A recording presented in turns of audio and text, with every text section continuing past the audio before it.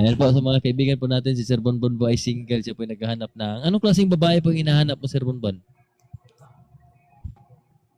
Simple lang ah. Simple lang. Kung sakali makahanap ka ng babaeng para sa'yo, saan mo gustong tumira? Kahit saan. Saan? Ayaw mo sa Pasay? Ayaw mo dyan sa bahay mo?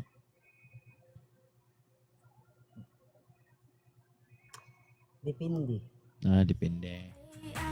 Okay, mga anong edad yung hinahanap mo, Sir Bonbon? 35. Pataas?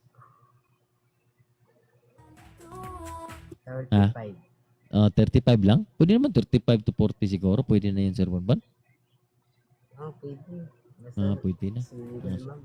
Sige, tingnan natin dito. Baka may Single magkaano ha. ma'am. Okay ra pag single ma'am. Ito na. Kaya na tayo. Paulit-ulit talaga kayo dyan ba? Sino interesado po kay Sir Bonbon? Sir Bonbon po ay nagtrabaho sa Pasay. Oo. Sa may hospital. Ang may-ari ng hospital, ang company.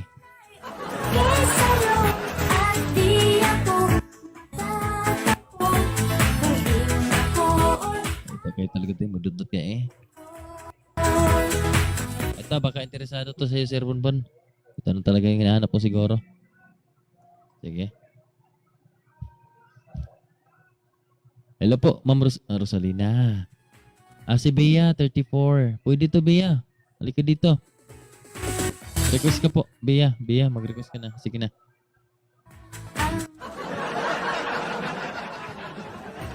Pwede yung 34. Mag-request lang po.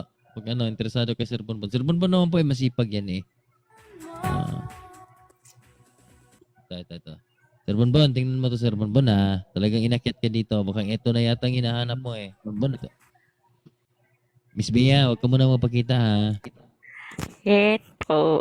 Huwag ka muna mapakita. Ikaw po'y taga saan? Mindanao po. Mindanao. Mukhang uuwi si Sir Bonbon ng Mindanao ba? Saan ka sa Mindanao, Miss Bea? Ako namin.